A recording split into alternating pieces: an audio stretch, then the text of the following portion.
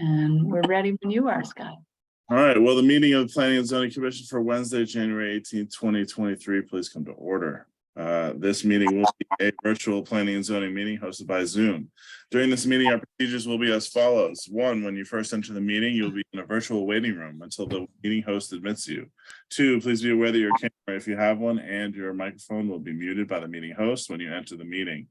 You can turn on your camera at any time so you can be seen by others when and if you choose to. In order to run an efficient and orderly meeting in this virtual environment, unless stated otherwise by the meeting chairman during the meeting host will keep everyone other than the commission members muted. You will still be able to hear everything said by the commission members, even if you're muted and or your camera's not on.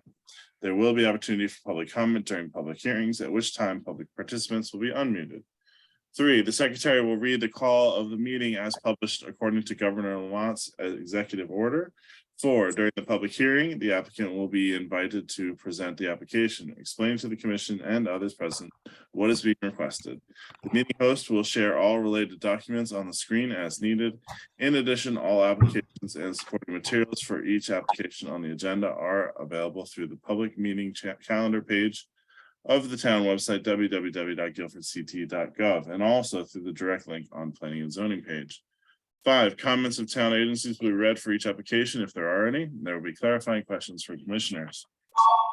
6, there will then be an opportunity for clarifying questions from the audience. Please raise your hand to the Zoom platform and wait to be called on and unmuted. As this public hearing must be recorded, it is necessary for speakers to identify themselves each time they speak by stating their name and address. 7, after all clarifying questions are exhausted, those who wish to speak in support of the application will be asked to come forward, state their name and address for the record, and make a statement. Then those who wish to speak in opposition to the application will be asked to come forward, state their name and address for the record, and make their statement. 8, the applicant will then have an opportunity to address any questions or concerns raised by the public or commissioners.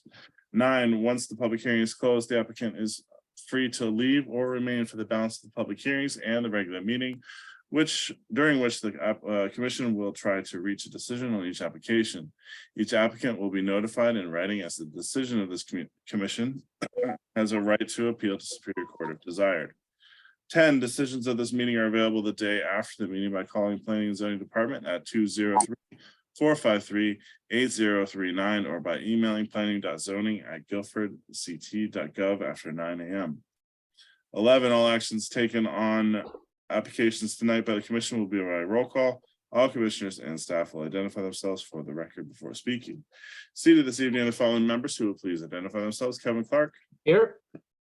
Bill Freeman. Hello. Here. Yes. Ted Sands. Okay. Here. Philip Johnson. Here. Sean Cosgrove. Hello. I don't believe we have Frank today. No Frank, yeah. And I'm Scott Edmund Chair. Our alternates present are Jason Marchi. Here. And Solo. Here. Jason and Larry, can you remind me who I missed think last it's week. Jason's last turn. time? I missed Jason's last week's turn? meeting though. All right, so we've got Jason seated this time. Staff present tonight are Jamie Stein, Town Planner, Good evening. and Janique Morgan, our Executive Assistant. Is that the correct title? Executive Assistant? Administrative assistant, yes. Administrative Assistant. All right, great. This meeting will be recorded via the Zoom platform and made available on the town website for viewing. The secretary will now read the legal notice. So Jamie, I've got the legal notice from your email of January 13th. Is that still correct? You're muted. That is correct. Would you like me to pull it up? No, I've got it. Okay. Notice here is hereby given that the Guilford Planning and Zoning Commission will hold a virtual public hearing on January 18th, 2023. Everybody got that? 2023 at 7:30 p.m. via the Zoom platform by using the following link. Attendees are advised to not go to the regular community center location because the physical meeting will not take place. The following applications will be heard. Joyce A.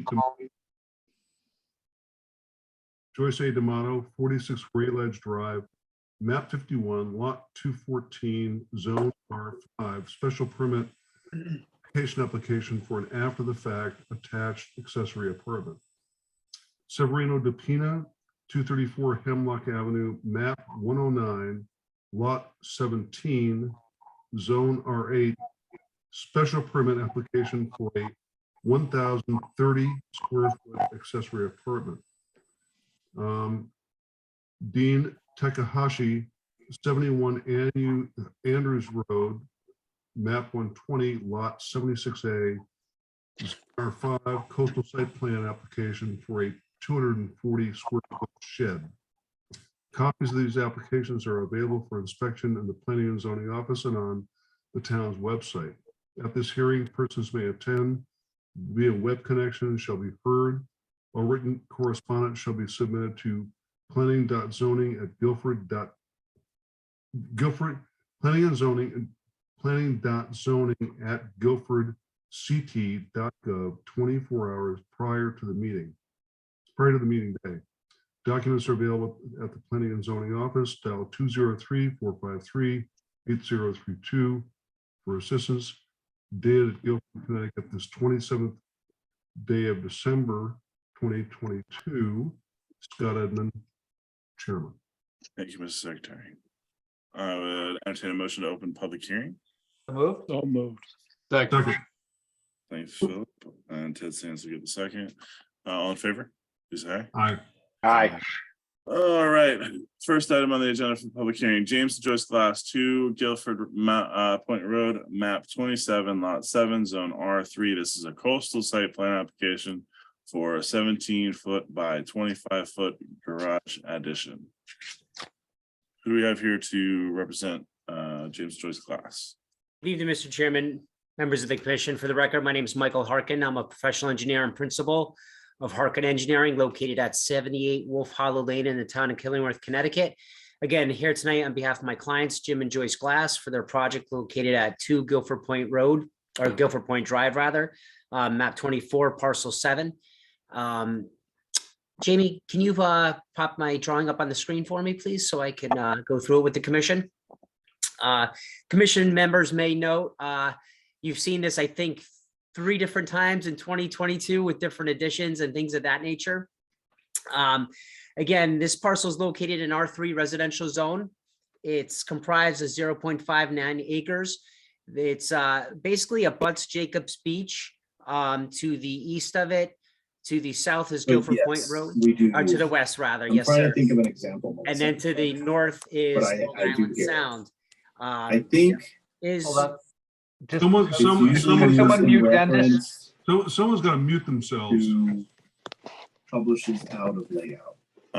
Jamie, if you can Jamie, make can you mute Dennis? me a You're code. making me think back to some really old neurons. For a couple years, I worked on a tool called the Animatic. You let me know when you guys want me to and it was go. specifically Hold to on one network second. layout. Someone's just, And There we go. There we go. Got it. Thank you. There we go.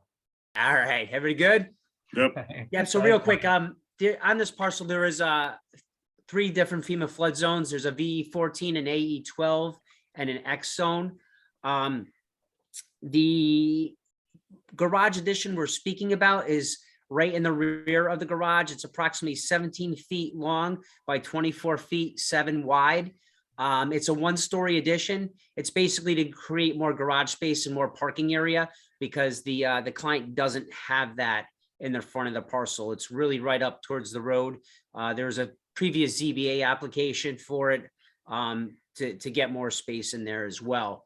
So the addition itself meets all the bulk standards as far as height, setbacks, lot coverage. We were in front of the commission a couple times. We had the project tabled. And the reason for that is we were going through the town staff, and one of the engineer, Janice Plasiak's comments was there was a Luma F on this, meaning Luma for fill. And she wanted that specifically shown on the plan. In order to do that, it was a separate engineering firm that the client had hired to do that out of Meriden. So the whole entire site had to be resurveyed in order to show what Janice was specifically looking for. So the client went out and did that. It took a while with the holidays. As soon as the holidays were over, we received the updated survey, and then we updated our our plan accordingly, and which you can see in red, which basically says new base survey with a revision date.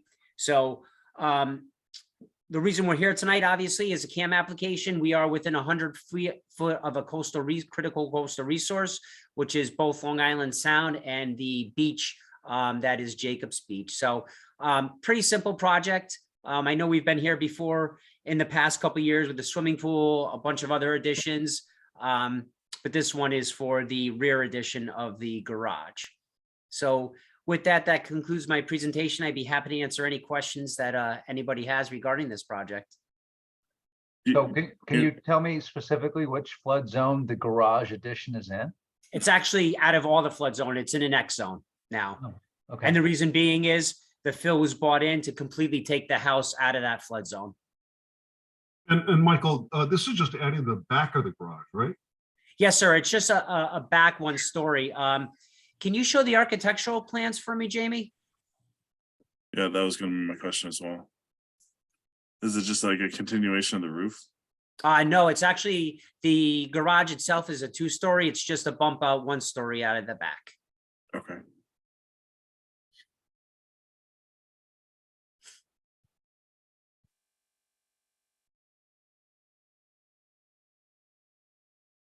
And up on the right-hand corner, you see the 2 cars in the garage.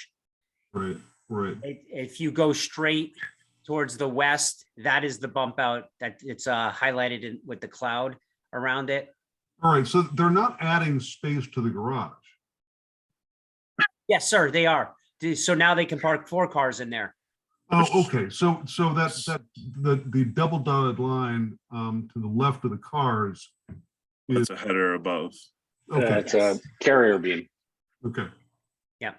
And if you could see off to the west, the rear elevation view of the house, you can see it's bubbled up as well. And it's just a 1-story bump out.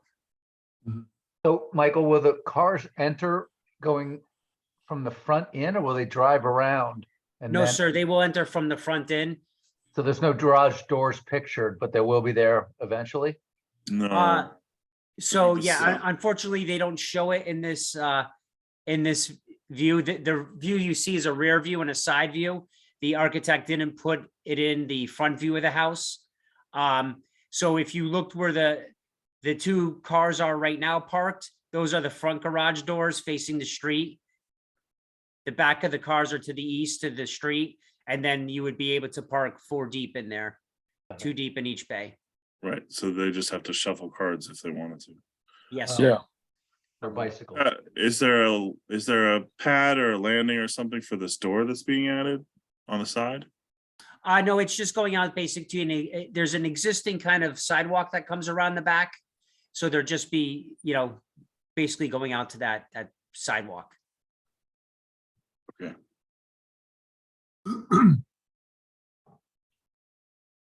All right, any other questions from commissioners? And the front part of the garage, that's not the addition, that was in what flood zone?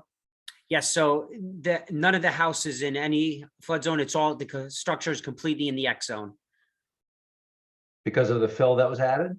because the fill that was added, correct. And that's the Luma F that Janice, you don't want to depict it on there.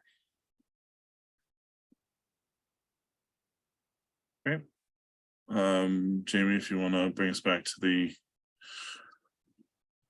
smiling faces of everyone, I would, if there are any other questions from commissioners, then I'd like to ask if there's any questions from the public. Would anyone from the public want to speak in support of this application? And is there anyone from the public that want to speak in opposition to this application? All right, seeing none. I'd entertain a motion to close the public hearing for this application. So moved. Second? All right, discussion? No? I We'll do mean, this is pretty straightforward. Yep. Jason Marchi, Yes. Kevin Clark. You're muted, sir. He's good with the I wave. think that's a yes. Yes. Ted, Yep. Ted Sands, Yes. Bill Freeman, Yes.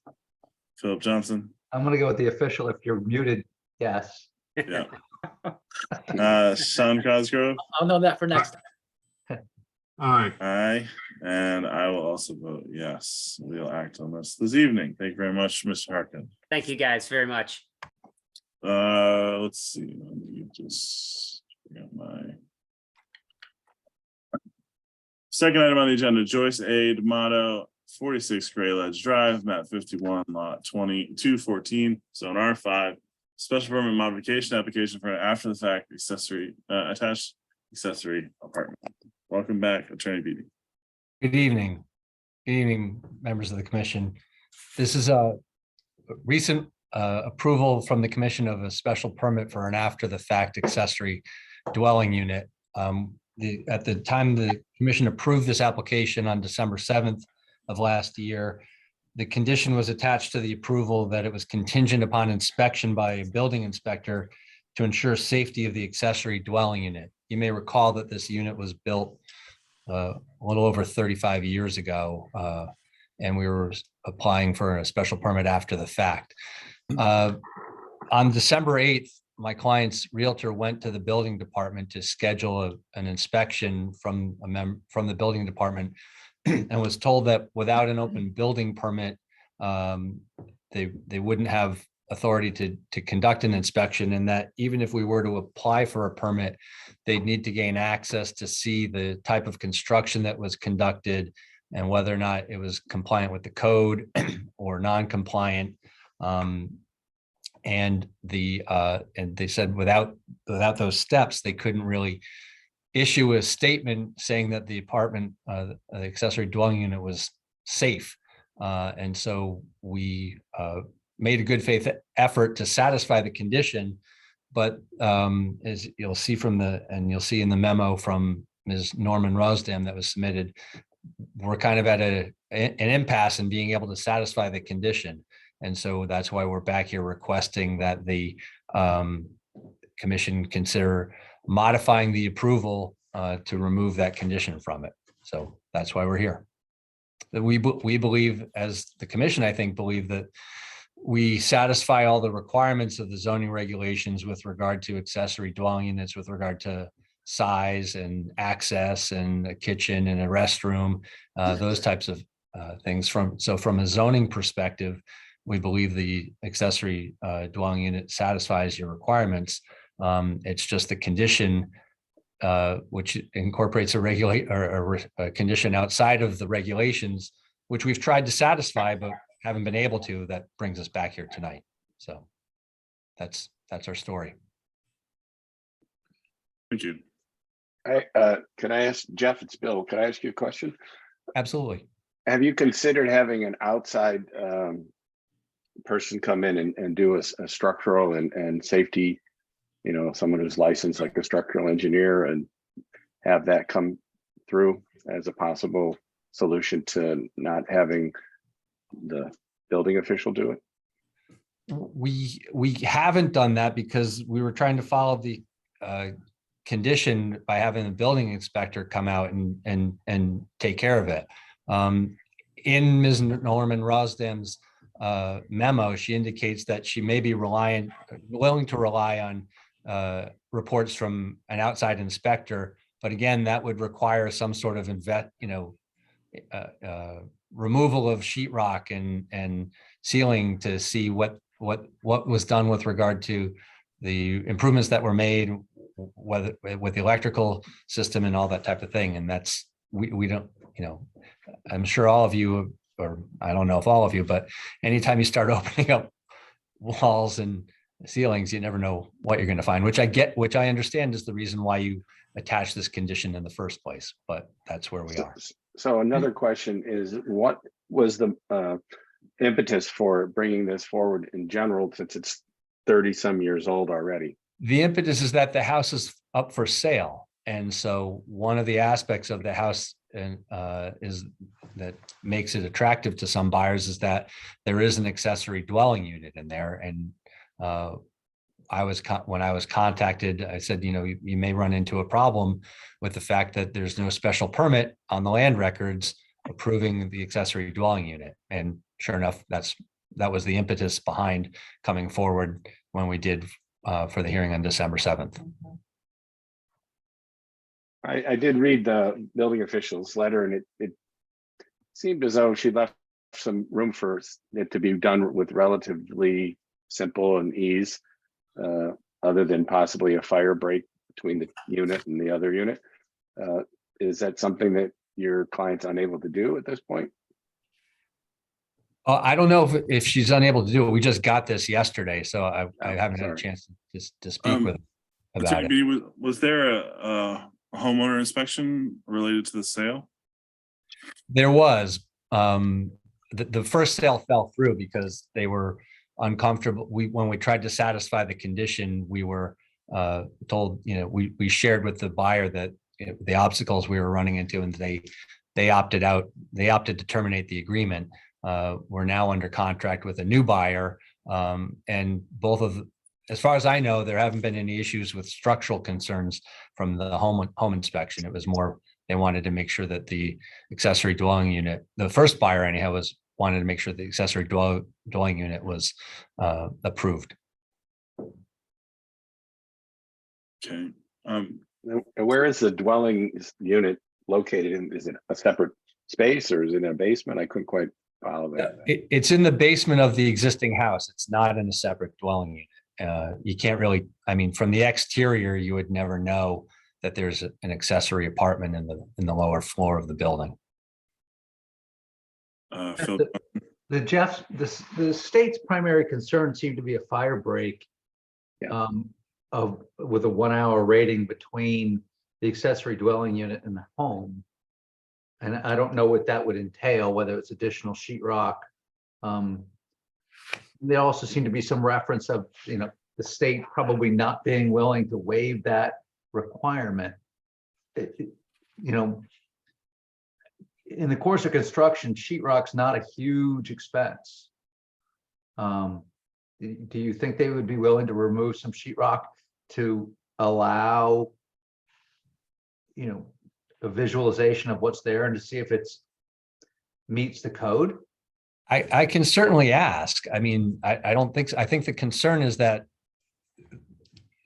we just don't know what we're going to find when we open it up and what extent it's going to need to be repaired and replaced. I understand the commission's concern, and we're not trying to avoid it. We tried the day after the approval was granted to try and satisfy the condition.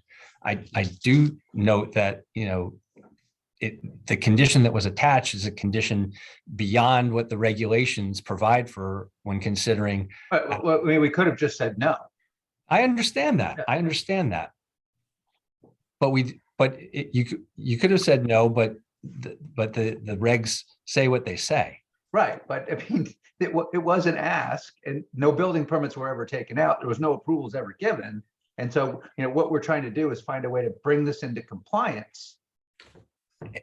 And we took the steps to try and do that initially. Only because your client is trying to sell the property. That clearly is the catalyst for this whole. That's true, but that still doesn't mean that we haven't tried to satisfy the condition. Right, and I think so I have a question. Maybe Jamie, I'll put you on the spot, but maybe you can elucidate this issue. Does the building code, because one of the things that the building inspector said, and this goes to my question, how does the building code differ from 1985 to today? And one of the things that she said in that memo, they would have to pull another permit. Correct. Yeah, and I think that she was, For an inspection. right, and as Bill was alluding to, an outside person, specialist, architect, engineer could come in and try to articulate the differences between, what was built and the existing code. And, as the building official, she could make some assessment as to whether or not those things could be waived. But at the end of the day, that a building permit would be. I think that to Phil's point, the one that's not going to be waived is the fire risk. And so all the other ones are, can usually be accommodated, but I don't think that, I would hate to think that we were in any way involved in something where there wasn't 100% safety involved. Yeah, Yeah, Bill, that's- I'm in total agreement, and I just don't want this commission to go on the record and approving something. Just, you know, Well, wouldn't that be, go ahead, Jason Moshe. I wanted to add to what Phil and Bill have been saying also, because I have flipped many houses in Guilford in the past, rebuilding them. And I had a situation on a house where an addition had been, or something had been changed in the house 20 years prior. And when I opened the wall up, a header over a large doorway was not built properly on a load-bearing wall. And the big thing I learned in flipping these houses is that building inspectors and residences are concerned about that the house doesn't fall down or burn down. So we don't know what's behind those walls unless how the electrical was done in the basement. Yes, it's contained in the basement, it sounds like, so I don't think you have to worry about structural, but I would be worried about how the electrical work was done on those walls. So I think your choice for your client is to go hire someone privately or engage the building official to come in and, cut out a few select areas and look behind the, into the walls. Or take out a building permit and then remove, Right, it's. say, have the building official say, look, I need a 2-foot section taken out of here. I need whatever those I can't imagine they're going to ask you to strip all of the sheetrock out. It's just They're mostly interested in the electrical and the fire safety. The plumbing, she said, was not an issue. She would do they a could pressure test. Right. Yeah, I mean, it's not. The fire is literally just, if you take one hole, that'll tell you whether you have 5/8 or not. Is literally, that's it. That's the test for fire separation. They have a hand up from the public. Do you have a question, comment? Hi guys, my name is Maddie Mackney. I'm the owner and occupant of the neighboring house, 41 Grey Ledge Drive, and I'm very thankful for the invitation to attend this hearing today. And I have just one question to the attorney, if you guys allow me to. Sure. Is it a good time for public questions, or you want to wait for Yes. discussion session? Okay, Nope, good. Public question is great. Okay, great. So the question for the attorney is, you indicated that the contingency of that contract that fell apart, the first buyer, was associated with the permit that you guys are applying for. And you indicated that you are currently in contract with a buyer. Is that correct? Not with the same buyer, with a different It's a buyer. different. That contract has a contingency clause of this permit to be issued. No, it doesn't. But at the same point, we want to try and address this. So if the commission today does not approve the permits, the contract will not fall apart because of this. I can't tell you what the buyer is going to do if this doesn't fall apart. If this Well, doesn't if go it's not, forward. if it's not a contingency written in the contract, I mean, you cannot make up new contingencies after you sign the contract, correct? That's true, but I also I can't guarantee that they're going to go forward with the purchase. Yeah, that's exactly what I wanted to know. I wanted to know that, I mean, if the decision today, I mean, my concern is the same concern of the commission. And I don't know if you had the chance to visit the area or not. It's a very dense area. And basically the distance between the two houses, my house and the neighboring house, is mainly trees. It's a very dense vegetation. And if there is a fire hazard, it might be, critical. I understand the weight of the decision on the commission, and I wanted just to, for my own understanding, I wanted to understand how critical the approval of this permit is for the current deal, because I understand you guys want to sell the house, and maybe with the new buyer in place, the desire to add that extension or that transformation will be probably better with, you know, willingness to open doors, ceiling, and make sure that everything is done according to the, you know, the best practices. I'm not from the field, I'm not a lawyer, and I'm not in the construction. I'm just a regular, you know, I'm a neighbor who is concerned about the safety of my house and my neighbor's house, as well as the future occupants of that house. And thank you very much for listening to me. Thank you. Thank you. All right. It seems, just taking the temperature of the commission, it seems like should we, I don't know if we should read, I'm thinking we should read the memo from Ms. Norman Rosdam to at least demonstrate the 3 items that she presented, and quote unquote, the only way that apartment proved would be to, because it seems to be the temperature of the commission that we would want to present that as our quote unquote stipulation, that the applicant would have to choose one of those 3 avenues in order to satisfy stipulation number 2. Is that, Jamie, is that the best way to proceed if we want to continue down that route? I think it's a good idea to read the building official's memo into the public record. Also, perhaps if Attorney Beatty wants his letter read into the public record, you know, and then we can move forward from that. Yeah, Attorney Beatty, I would also add, you know, I think the commissioners should have the option to, you know, weigh in on which of the options the building inspector is offering up. I mean, I don't think that's true. Yeah, I would just caution that, you know, and just, you know, let the commission know that we do have an opportunity to continue this to a second public hearing. That was my question. Can we move it? Yeah, okay. To further elucidate what those conditions may be. I would hate for us to get in the same, you know, stuck in the same position in which we list a condition that cannot be acted upon. Sure. Attorney Beatty, you did present a memo to the commission. You've pretty much said everything already in it out loud tonight. Do you want to have it read into the record, or do you feel like you've said I everything? don't think so. I think it's part of the record already since it's been It submitted is. to the commission. So I don't think, as much as you may all enjoy hearing me speak, I don't think you need to hear it again. So. Great. It was well written though. Georgetown. May I have Mr. Philip Johnson please read the memo from Okay. our To building town official. planner, Mrs. Jamie Stein, please be advised that these are required inspections. There are required inspections the building department can and cannot perform at 46 Gray Ledge Drive regarding an after the fact attached accessory apartment. There is no time limit on a code violation. That's in bold.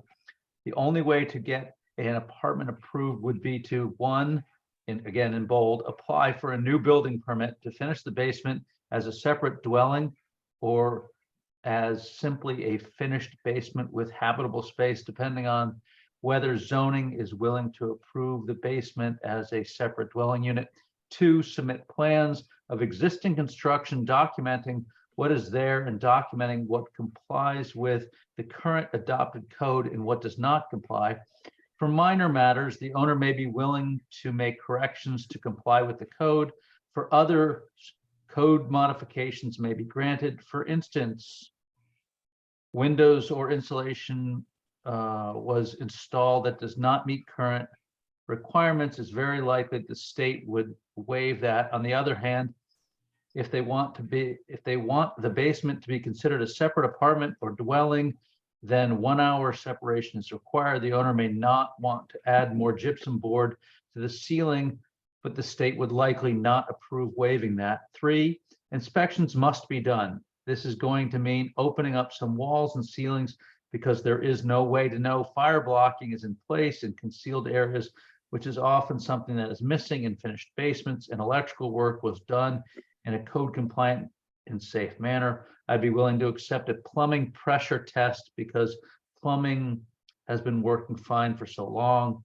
Here's some code references from 2021 IRC portion of the 2022 CSBC, the reason why building department cannot inspect the property. First bullet, a building official cannot make policies that waive building code requirements. Second bullet, we can only inspect buildings after you have issued permits and enforce compliance. Bullet 3, we must make the required inspections, or you can accept a report from someone you believe to be competent such as possible, an architect or engineer. Bullet 4, I cannot modify the building code requirement. Only state building inspectors can do that. Bullet 5, the owner is required to obtain permits before working. If there is a new owner of the house, they bought the code violations of work without permits, I have no authority to waive or allow them to circumvent permits. 6, if it might be too intrusive or time consuming for the building department to make required inspections, I have the authority to accept reports from outside experts, code reference. For instance, I might be willing to allow the owner to hire an architect to make plans and do inspections at the same time that he/she is taking measurements and documenting what was built. The architect could document what items would pass inspection, what items do not meet code, what items they could not see. That would allow you to mutually decide what work needs to be done and what may be worth getting code modifications for from the office of the state building inspector. Last bullet, I can't call that basement quote safe unless I issue a CO or a COA for it, which requires the building department to know enough about the work to say that it is substantially complies with the code. I hope I've answered any questions or concerns regarding inspections for accessory apartments at 46 Fair Ledge Drive. If you need any assistance, please feel free to contact me. Sincerely, Ms. Kimberly Norman Brosdam, building official and ADA coordinator. Thank you. So Jamie, there seems to be somewhere in the range of 2 to 3 potential options that someone could do to have the building official then consider this space to be safe. But I'm not quite sure that her exact wording is what we necessarily want to put in a decision. So could we have you do some homework for us on what the correct wording would be? Absolutely. I can work with the building official as well as the attorney Chuck Andrus to craft something that they find acceptable. Great. Any other questions or comments from commissioners? Well, I mean, what are we saying here about, I mean, this isn't a question of language, it's a question of how do we get this done? I guess the question that I would put to Attorney Beatty is, in the letter, the building department talks about a third party being an architect, supposedly, or an engineer, in effect doing part of the inspection. Is that something that your client is willing to consider? Because it doesn't sound to me like the commission is going to just waive. To be honest with you, I think it'd be less expensive, more cost effective, put it that way, to just open up some sections of the ceiling. But that's, that's between Jeff and his client. So that's why I'm suggesting we should. There seems to be some options in it, and we can leave the options available, and then the applicants can decide what the best course of action might be. That's why I kind of liked the idea of getting. And we can continue this, correct? Correct. I mean, Jeff, they could close, they could not close, they could put it on the buyer, they could negotiate something between them. That's why you're great at your job. You can manage all that. Right. Kevin, did you have a comment? I'm good. I'm Okay. good. Thank you. Before we close the public hearing on this item or extend it, I wanted to ask if there's anyone on the public that had questions Is there anyone from the public that would want to speak in support of this application? And is anyone from the public that would want to speak in opposition to this application? All right, great. Is there a commissioner that would like to make a motion to continue? I'd like to make a motion that we continue this so that Mr. Attorney Beatty can, reconvene with his client, and Jamie can do some sleuthing around with Chuck and the building official. Yeah, I think part of this is that I feel like this is something that we're going to want to utilize often in the future in a case similar to this, correct? So that's why I kind of feel like we want to get it right this first time. Well, I think we also learned something pretty valuable, that we can't put a condition like we put on. Yeah. I mean, I hate to say it, but we thought we were acting. It sounded so good at the time. It did, so but obviously we can't do that. We want to make sure we're doing it the correct way this time. But in hindsight, I agree 100% actually with the building official. So I'm going to second Bill Freeman. All right, yes, I got the first and the second from Jason. Thank you very much. All right, voting to continue. Jason Marchi. Yes. Kevin Clark. Yes. Ed Sands. Yes. Bill Freeman. Yes. Philip Johnson. Yes. Sean Cosgrove. Aye. And I also vote yes. Attorney Beatty, we'll see you in a couple weeks. Thank you very much. Thank you. Thanks. Next item on our agenda. Severino DePina, 234 Hemlock Avenue, map 109, lot 17, zone R8, special permit application for a 1,030 square foot accessory apartment. Hello, my name is Severino J. DePina, 234 Hemlock Avenue, Guilford, Connecticut. Thank you. Yep. Good evening, Chuck Mandel, agent for the applicant. My client's here. Jamie, if you want to put the map on the board, it might be more self-explanatory. So Mr. Severino has an elderly mother. He wants to move her into the same building lot. It's on the corner of Hemlock Avenue and Fitchhill Road. It's we're at 35% of the existing structure. So it's on the chart, it's 1,030 square feet. We do have health department approval. They'll have a separate driveway and a separate well. And I'm not sure where you are with the regulations with ADUs, but I think this might be the last ADU that you might be looking at. Actually, technically, this is slightly over what's allowed in our current regulation now. So you would be coming regardless, unless you want a little smaller. Okay, so good. So we're under the old regulations. Good timing. Well, we were. Well, no, he you're received actually under the old regulations. So yeah, yeah, right. Even if you were under the new, I'm saying you would be slightly bigger than what's currently allowable under the new. Slightly. So it's no longer 35%. It's what is it now, Jamie? so the state sort of regulations that are in effect as of January 1, and hopefully when we adopt April-ish, they will change. But right now it's 30% or 1,000 square feet. Correct, which means you're slightly over. Chuck, you're a friend, so we'll let you keep going. Okay. Well, I can certainly lose 30 square feet. That's not an issue. I mean, that's your choice to make, but we can continue with this too if you want to just go this route. Yeah, keep going.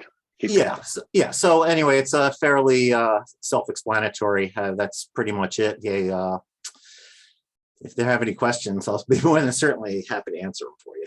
So the new building is the one up north. Correct. It's to the north. Yeah, and we do have a rainwater system for the roof leaders to mitigate the stormwater. Okay. Do you have any architectural plans? Yeah, I dropped them off today to Jamie. If I scan those, they should have some PDFs. It's going to be white with black roof, white vinyl. I don't have any color renderings, but there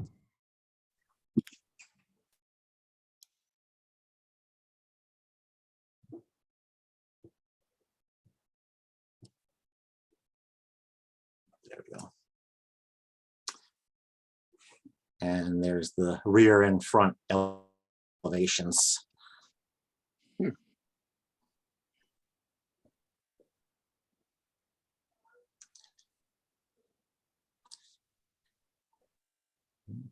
I thought you'd have a clear story in there with that roof line. I'm sorry? I thought you'd have a clear story windows in with that roof line. Oh, okay, yeah. That looks good. So 2 bedrooms. Yeah, two bedroom, health department approval, yes. Jamie, do we have any memos for this application that we need to read into the record? I think I'll give the first. Yes, I can pull them up. Give the first one to Mr. Kevin Clark. Okay. We'll go with the health department. 1 second. Oh, that's easy for him. Jeez, I gave you the. that's nice of you. I appreciate that. I'm feeling generous this evening. Nice. Beautiful. To Planning and Zoning Commission from Shirley Mickens, Registered Sanitarian, RE 234 Hemlock Avenue, map 109, lot 17, accessory apartment. The Health Department has approved a B100A application for a 2-bedroom accessory apartment with its own septic system and well at the above address. The revised engineer plan is dated 12/19/2022.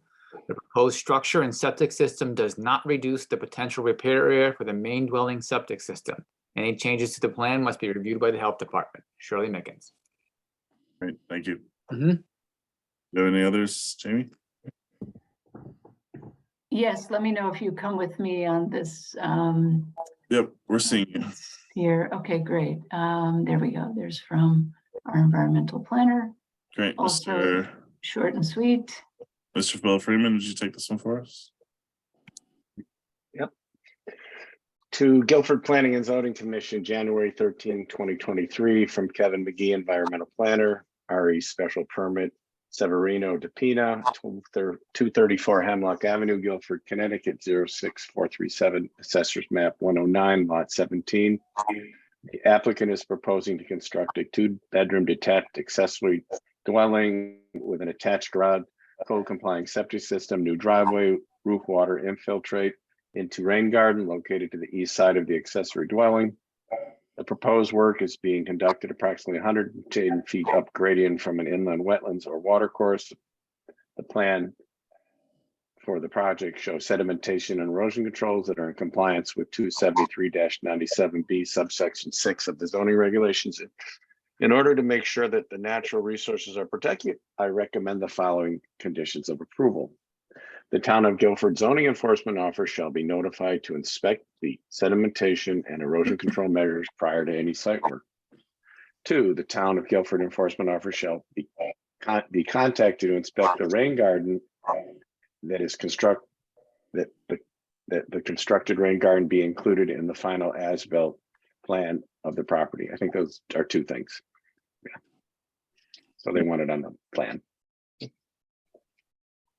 Thank you. That's typical. I think we have one from the There's one more, engineer. assistant town engineer, I think. Yeah, engineering department. Here it is. Yeah. All right, Mr. Ted Sands, would you please take this one for us? Sure. To Guilford Planning and Zoning Commission from Michael F. Cia Chicarella. Chicarilla, EIT, Assistant Town Engineer, date January 11th, 2023. Re 234 Hemlock Avenue, special permit for accessory apartment application. I reviewed the site development plan for the above referenced property. The Guilford Engineering Department will require a street excavation permit for all proposed work within the street right-of-way of Fitch Hill Road and Hemlock Avenue, including the new driveway, any required utility connections, and any drainage improvements. The new driveway must be constructed per town requirements for a new driveway installation. I got it. Great, thank you. Mr. Chuck Mandel, did you have any issue with either of those two, either of the stipulations from Kevin? No, those are fairly standard. Issue? Yep, Great. very Thank you. pleased. Yes. Any other questions from commissioners on this item? Any questions from the public? Would anyone from the public want to speak in support of this application? And would anyone from the public want to speak in opposition to this application? Did one person leave? I guess we're boring them. All right, commissioners, I'd like to take your temperature on, as you know, this is a special permit which requires 2 public hearings. However, we have the ability to waive the second public hearing if we so choose by Supermajority. Supermajority, yes. Are we feeling like that's something that we would like to do on this case? Yes. Yeah, I'd move that we waive the second hearing. I do have a second. Second.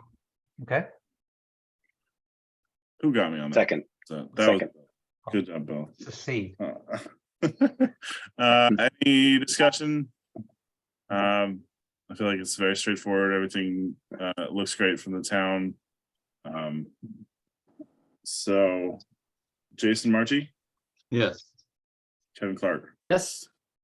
Ted Sands, Yes, Bill Freeman, Yes. Philip Johnson, Yes.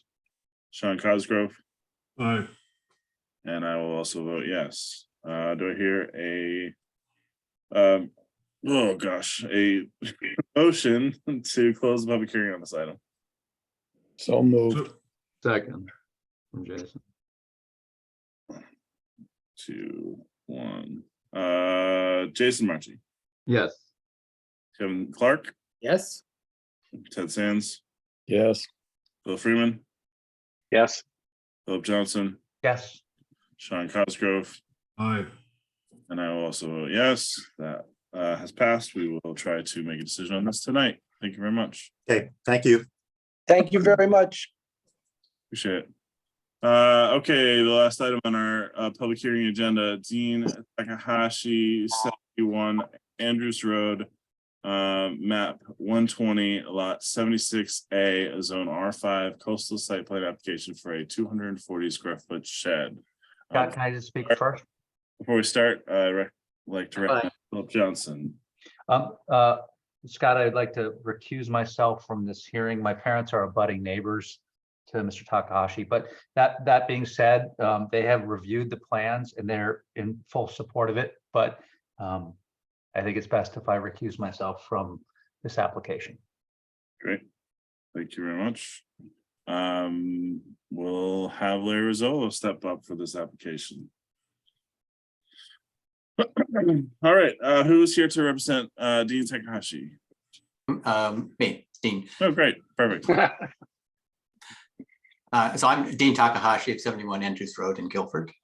And I'm seeking approval of a site to construct a small shed for basically woodworking and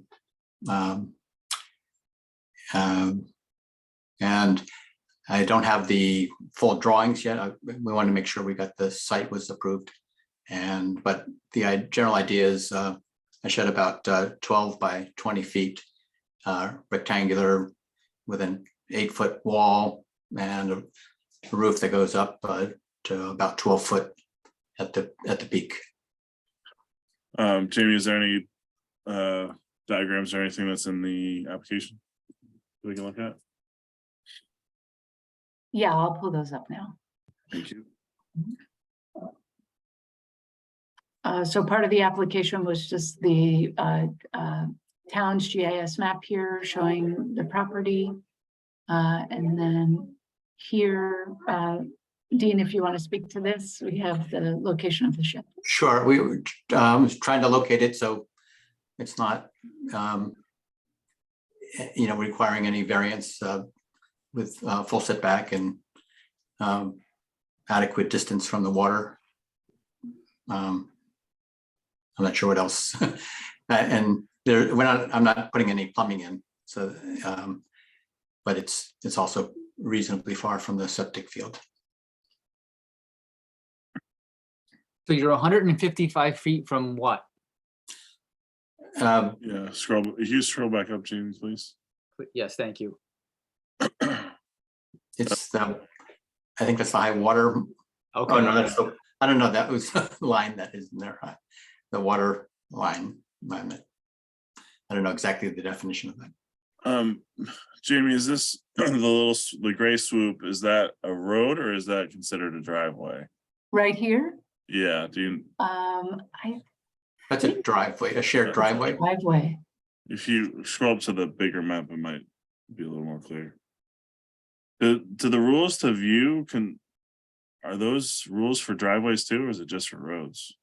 I think it's only roads. I can look into it, but I think it's only roads. I mean, this is probably not changing it to any percentage anyway, but okay.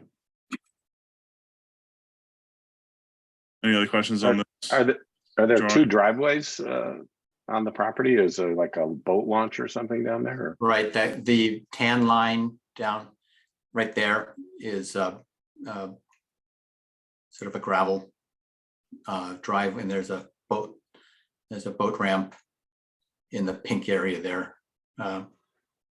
Dean, is that Sally Richards' old property? Right. Okay, that's what I thought. Oh, okay.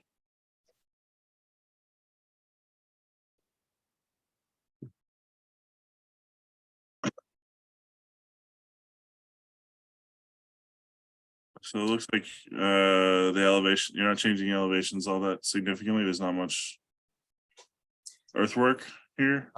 Correct. We're gonna try to flatten out, level the area. There's a slight slope down to the left of the drawing.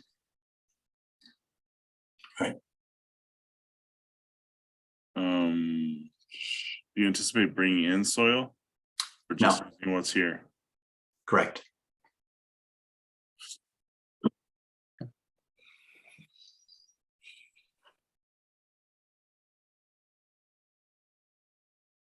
Any other questions for commission? Yeah, it looks like basically about a half a foot elevation change between the two corners, so it's pretty minimal.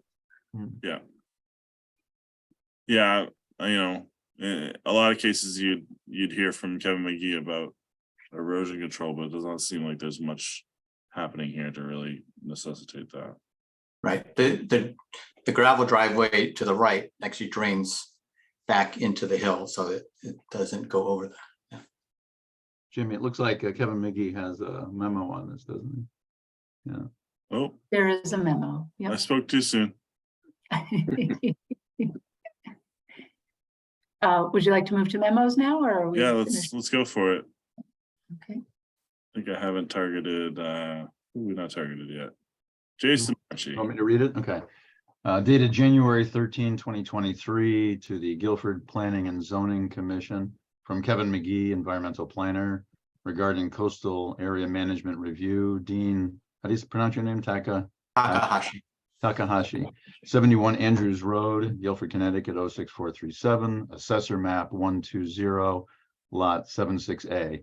The applicant is proposing the installation of a 240 square foot shed constructed with a poured 5-foot high concrete wall, spread footings, and a footing drain.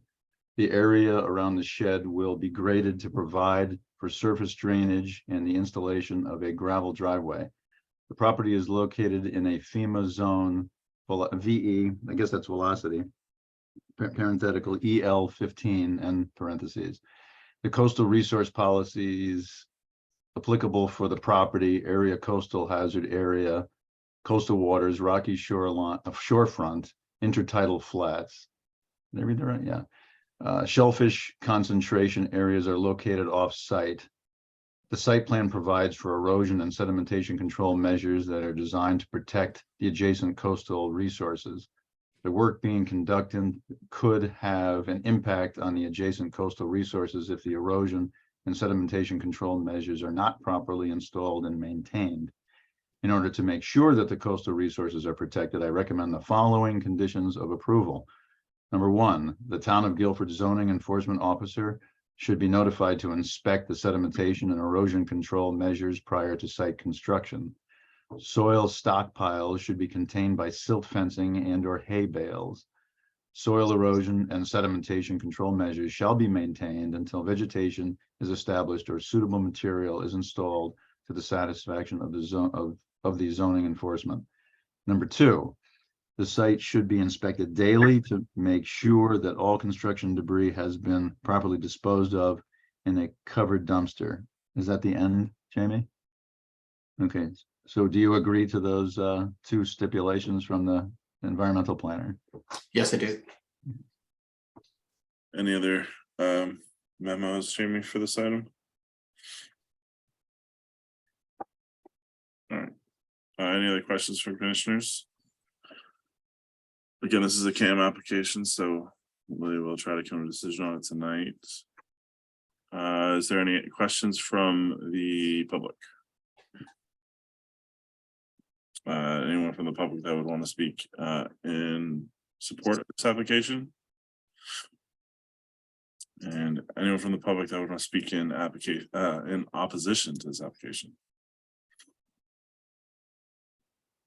If nothing further, does someone want to make a motion to close the public hearing on this item? So moved. Sean Cosgrove got in there. I will second it. Ted.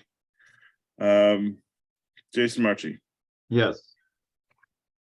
Well, I skipped Larry Zola. I say yes. Kevin Clark. Yes. Ted Sands. Yes. Bill Freeman. Yes. Sean Cosgrove. Aye. And I will also vote yes. We will try to make a decision tonight. Thank you very much for your presentation. Thank you very much. All right, that will close our public hearing. We'll move on to the regular meeting.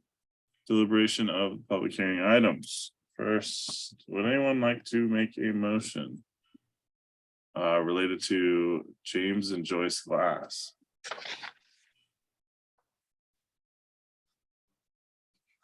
Don't want to speak up at once. I'll make the motion. Thank you. I propose that the Guilford Planning and Zoning Commission approve a coastal site plan for James and Joyce Glass, 2 Guilford Point Road, map 27, lot 7, zone R3, for a 17-foot by 25-foot garage addition within 100 feet of a coastal resource as shown on the submitted plans. The approved plans are CAM site plan -B100A analysis garage addition prepared by James and Joyce Glass, number 2, Guilford Point Drive, Guilford, Connecticut, prepared by Harkin Engineering LLC, dated 11/4/2022, revised 1/5/2023, 1 sheet. Glass Residence revised garage addition 10/27/2022, permit drawing 2 Guilford Point, Guilford, Connecticut, dated 10/31/2022, 1 sheet. This application is approved with the following conditions. 1, that final as-built survey be submitted for all proposed structures, including height of structure and other improvements as specified before certification of occupancy is approved by the zoning enforcement officer. 2, the town of Guilford zoning enforcement officer shall be notified to inspect the sedimentation and erosion control measures prior to any site work. Soil stockpiles should be contained by silt fencing and/or hay bales per the approved plan. Soil erosion and sedimentation control measures shall be maintained until vegetation is established or suitable material is installed to the satisfaction of the zoning enforcement officer. 3, the site shall be inspected daily to ensure that all construction debris has been properly disposed of in a covered dumpster. this application is approved based upon a finding that it conforms with the zoning code and the development is in accordance with the town coastal area management regulations. The coastal site plan is effective 15 days after the legal notice of decision is published and upon filing with the town clerk. Thank you. Do I hear a second? Second. Thank you, Kevin. Discussion. Pretty straightforward. Yep, straightforward application. Fits in with the rest of the plan that was already approved. Seeing no other discussion, Jason Marchi, Yes, for approval. Kevin Clark, Yep. Ted Sands, Yes. Bill Freeman, Yes. Philip Johnson, Yes. Sean Cosgrove, Aye. and I will also vote yes. Entertain a motion for approval of subpoena. Thank you, everybody. Have a good night. Thank you, Mr. Hey, Michael. Would anyone like to make a motion related to subpoena at 234 Hemlock Avenue? Would you like me to read it, Scott? That would be great. Thank you. Welcome. Voted that the Guilford Planning and Zoning Commission approved a special permit for a 1,030 square foot accessory apartment at 234 Hemlock Avenue, 109, lot 17, R8, as shown on the submitted plans. The approved plans are site plan prepared by Severino, Depina, Assessor's Map 109, lot 17, number 234 Hemlock Avenue and Fitch Hill Road, Guilford, Connecticut, prepared by Thomas A. Stevens and Associates, Inc., dated 12/6/22, revised 12/14/2022, and 12/19/2022, one sheet. This application is approved with the following conditions. Number one, a final as-built survey be submitted for the proposed structure, including height of structures and other improvements as specified before certificate of occupancy approval by the zoning enforcement officer. The town of Guilford zoning enforcement officers shall be notified to inspect the sedimentation and erosion control measures prior to any site work. Soil stockpiles should be contained by silt fencing and or hay bales per approved plan. Soil erosion and sedimentation control measures shall be maintained until vegetation is established or suitable materials installed to the satisfaction of the zoning enforcement officer. An infiltration test pit shall be conducted at the proposed rain garden location, and the infiltration rate shared with the zoning enforcement officers prior to construction of the rain garden. The town of Guilford zoning enforcement officer shall be notified to inspect the rain garden, and an as-built plan showing the location of the rain garden should be submitted to the zoning enforcement officer prior to the issuance of the certificate of zoning compliance. The site should be inspected daily to ensure that all construction debris has been properly disposed in a covered dumpster. The engineering department will require a street excavation permit for all proposed work within the street right of way of Fitch Hill Road and Hemlock Avenue, including the new driveway and the required utility connection and any drainage improvements. The applicant shall file with the town clerk an original copy of the special permit approval to be provided by the planning and zoning department, and whoops, that's me who's got to move that down. And shall be furnished with written evidence of the planning and zoning department that the document has been recorded. This application is approved based on a finding that it conforms with the Guilford zoning regulations 273-19, apartment accessory to single family dwelling. This approval shall become effective 15 days after publication of the legal notice of decision. Thank you very much. Do I hear a second? Second. I'll give it to Jason Marchi. Thank you very much. Discussion. Once again, seemed to me there's a lot of agreement from town staff as well as everyone on the commission that this is a good application. One that we are probably not going to see very often going forward. Actually. I just want to, Mr. Chairman, Yeah. Chuck, you might have, or any of you may have noticed a bit of a new condition in there with the infiltration test pit. So Yeah, I did notice that. Who threw that in there? I did. Ah. So moving forward, the zoning enforcement officer will be offering guidance as well as doing approval and inspection of low impact development or these types of stormwater management measures like a rain garden. And so Chuck, I'm just trying to find a way to kind of ensure that infiltration can happen in that spot. And working with the zoning enforcement officer, we arrive at a good design, and then that's a fairly, Jamie, that's a fairly standard condition, Okay. best management practices. No, it's not unusual at all.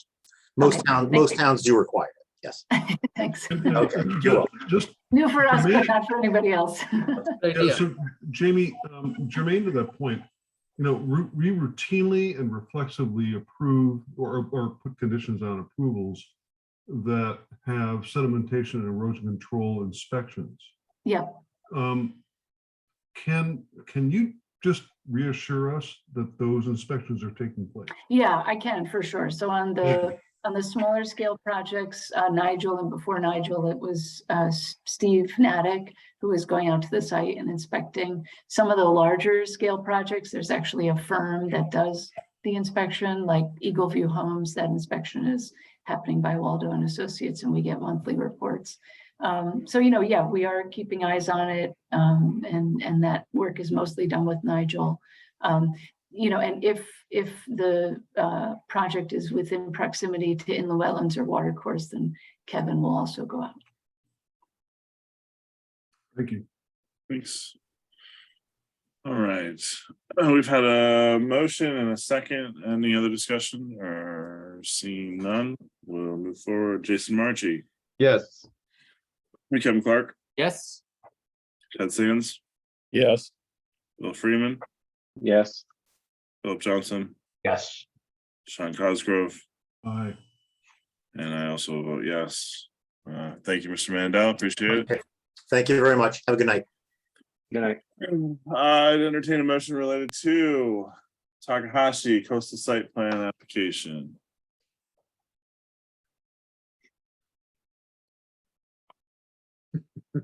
I'll make Come it. on, Sean. Jason's got it. All right. Proposed motion for the approval voted that Guilford Planning and Zoning Commission approve a coastal site plan for Dean Takahashi, 71 Andrews Road, map 120, lot 76A, zone R5, for a 240 square foot shed as shown on the submitted plans. The approved plans are bullet point number 1, AO, it's an AO, I guess, .1, site plan 1, Takahashi Sharp Work Shed, 71 Andrews Road, 06437, dated 12/4/2022, one sheet.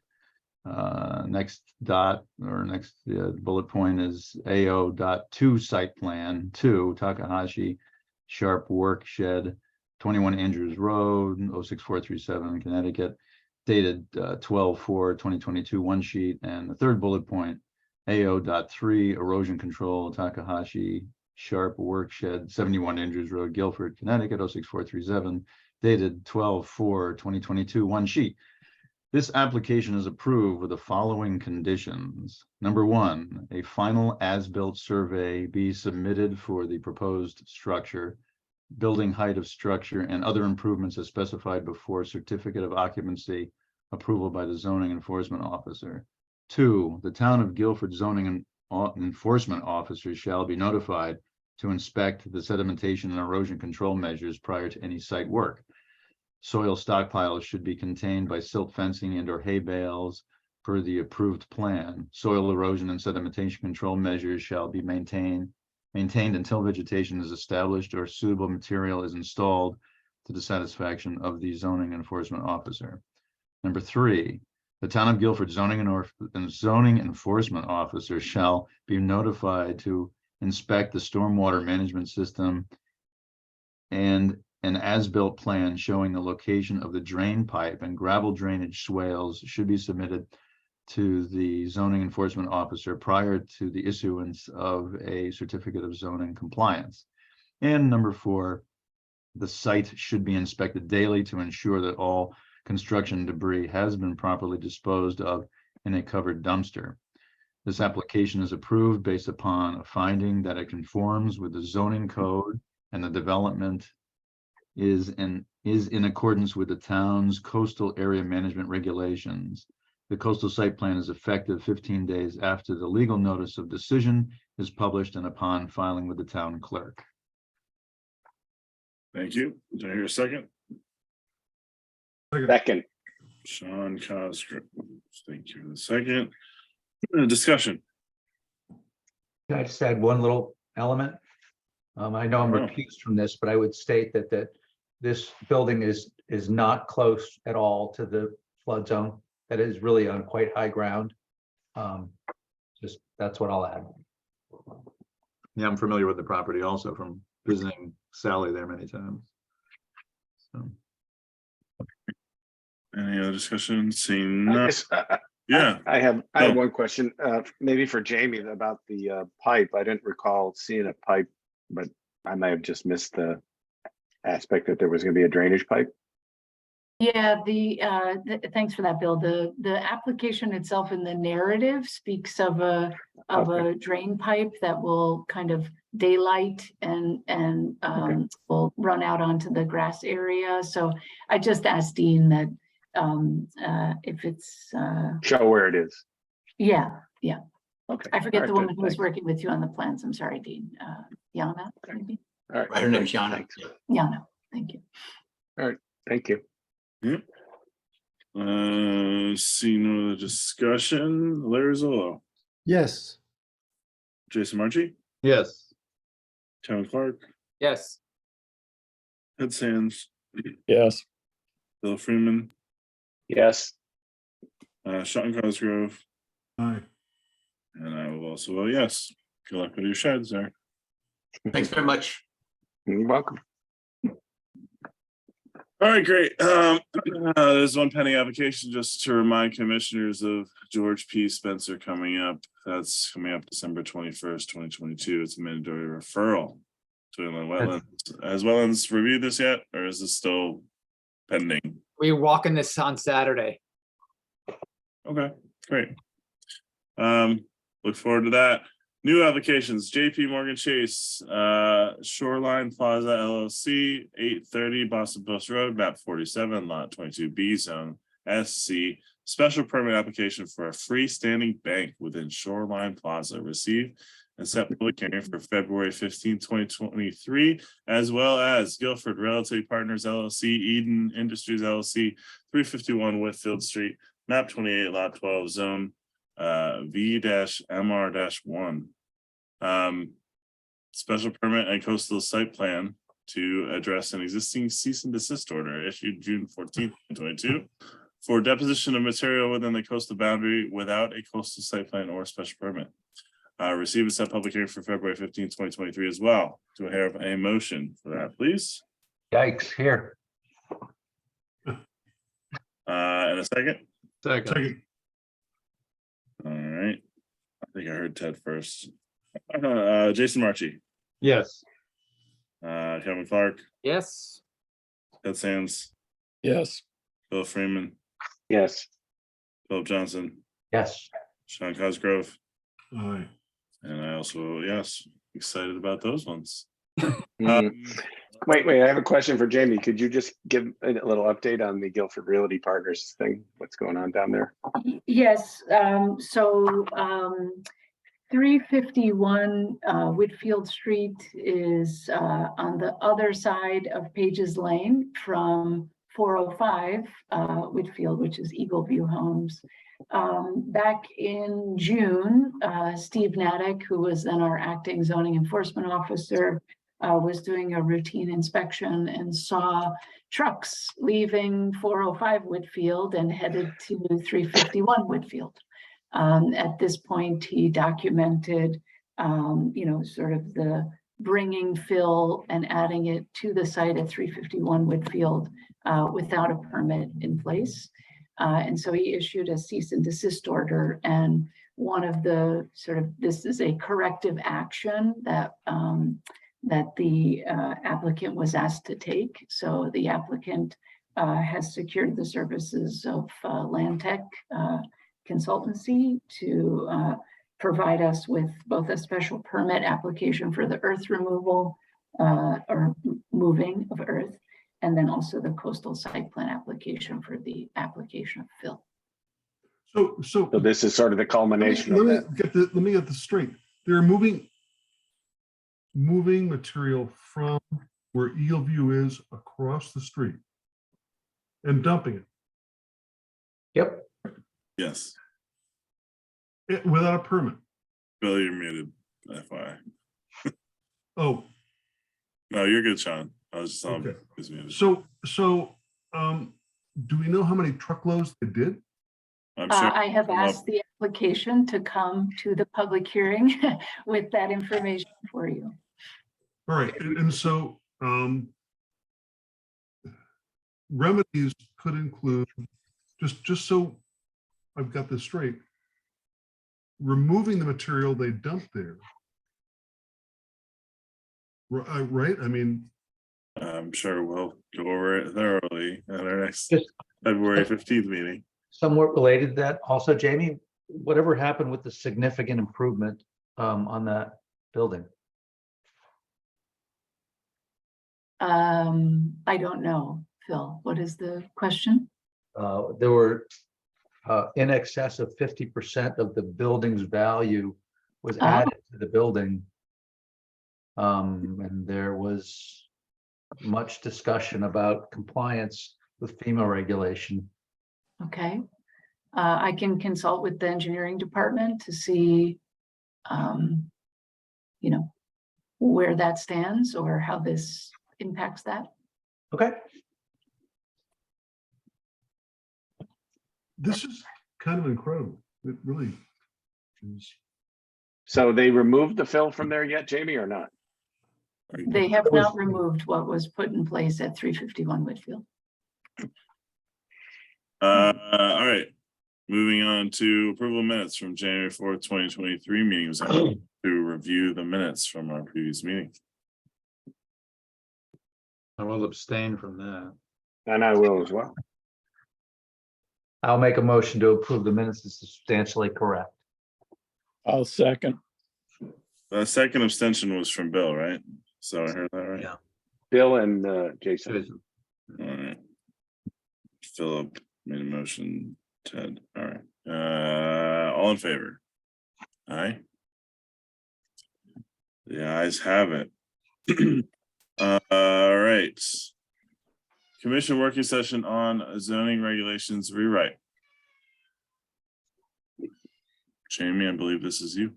This is me, yeah. So this will be short and sweet. I'm not, expecting us to have any lengthy conversation here, but I did want to just kind of prep you for the work that we will be trying to accomplish on the January 26th public information meeting. So a week and a day from today, Thursday, January 26th of next week, we will be hosting a virtual public information meeting. I have asked the town's public information specialists to put it on the front page of our website. It is also on our Facebook page. Tomorrow or Friday, I will be sending it out to the 400 people contact list of the Planning and Zoning Department in an effort to try to get folks to come out and share with us questions, comments regarding the full set of draft regulations. So to prepare for that, our consultant, Glenn Chalder, is putting together a PowerPoint presentation, very brief, that just kind of walks us through kind of the beginning intentions of the redoing the regulations, those around reorganization and just clarity and more user friendliness. He also lays out a summary of major changes in that PowerPoint, and he also kind of lays out things that are still a work in progress. So on that list would be, although we had a productive working session on the accessory dwelling unit language, what we'd like it to be. We haven't really, seen that draft language and move forward with it. So that's one kind of work in progress. The second big one would still be the consolidation of zones along Route 1 and the site plan versus special permit. Third would be inclusionary zoning and how we choose to move forward with that. And I think one of the other topics that will be, we'll see members of the public come out to discuss is the conservation development and that particular approach to sort of clustered style development. There seems to be a real public interest in that. So we'd like to kind of keep noodling at that regulation. So I would expect on the 26th, we'll hear from the Housing Committee on their suggestions for inclusionary zoning and some details for how to move forward with that. And we'll also hear from a constituency of residents who are interested in the conservation development and really getting that right to move forward. What am I missing? Drive-throughs? No, not really. not on the docket. There's no proposed change to those zoning areas. Where did we fall with Airbnb? We decided to just not talk about it. That's probably a good choice. Decided to not have an opinion, I believe. I think what I heard from y'all was if we were to do something, it perhaps would be through a town ordinance, not through the zoning. Because I think the last week. Well, as many things that's as we can push off. I know. Yeah, as many things that as we is can push kicking off. the can in the other direction. That's right. I like it. Yeah, Kick it back at them. that's right. That's right. We will also be updating. So these are some of the files that I'll be putting in the materials folder for the public tomorrow. The summary of major changes, we've tweaked that a little bit. The laundry list of what the staff is still doing to get the regulations there, the PowerPoint. There's something else that I'm forgetting. Probably the different maps as well. Yes, thank you. So the full draft regulations, the zoning maps, so that will all be available. I've made a little bit of I guess, an executive decision to hold our second public information meeting that was requested in our last working session on February 23rd. I would like for this, as you've requested, to be an in-person session. We'll try to get a room at the community center. Ideally, what I see happening is that we will be able to turn around any comments from that session in 2 weeks. I am aiming for announcing the 35-day public hearing and public comment period on March 15th, which would then bring us to a vote on your regularly scheduled meeting for April 19th. That's my, that's the proposal. So that sounds achievable. It sounds reasonable. Okay, good. Yeah, it does. It's a month from our goal that we set about 6 or 7 months ago, but. Yeah. Good. As far as notifying people, is that system that you get notified through Matt Hoy every now and again for various things, is that accessible to you to let people know? It's a good question. I'll ask. I mean, I think the public hearing on the zoning regulations warrants it. So I'll ask. I know that's kind of reserved for very, important things, and I would advocate that this is important. So very important. He could slip a byline in there. That's not a big deal. Right. Yes, I will discuss that with Matt. 2 other things. So this, the Regional Planning Commission which Sean represents the town of Guilford on, will need to be notified of these regulations, and I'll probably share them with Benjamin Lovejoy, who's their new planner, Right, right. probably mid-March. I have already shared the Coastal Area Management Overlay District draft language with DEEP, the Department of Energy and Environmental Protection, because they will need to review and provide comments on that. So wanted to give them more than 35 days to do that. More than 35 days is probably a good idea. Yeah. Take that long to read their comments. Yeah, right. Yeah, right. Yeah, Which that year? ended. That ended. Yeah. Okay. And then, I'm sorry, you probably mentioned it, but the working session where we have to come, having done our homework of reviewing the site plan versus the special permit, when is that going to be? We haven't scheduled it yet. Okay. I mean, I think, you know, Maybe the end of one of our meetings or something. yeah, give it end of one of our notice. meetings, or, you know, depending on how the public information meeting goes, I wouldn't be opposed to, you know, having a discussion then either. I think realistically where we are now is, you know, over the next 2 months, we just get it done. So. Okay. So everybody do your homework, please. Yeah. Been remiss. What is the deadline for the March 13th online conference? Do you know off the top of your head? Oh, March 11th. March 11th. Sorry. What did I do with that? I'll get back to you, Kevin. I think it's sometime in February, but we can. I'll ensure that we get. If you can send us a reminder about that, and yeah, that'd be great. Thank you. I was kind of hoping to wait till the last minute on that to see if it was going to rain that day. I will also share Kevin, with you. it's not outside. No, I know, but it'd be a good thing to do, sit inside when it's raining all day. Oh. As opposed to a nice day, I'm going to want to be outside. Yeah, right. iPad outside. Out hiking somewhere. I would also just remind everyone that your 4 hours of continuing education training should be completed in this calendar year.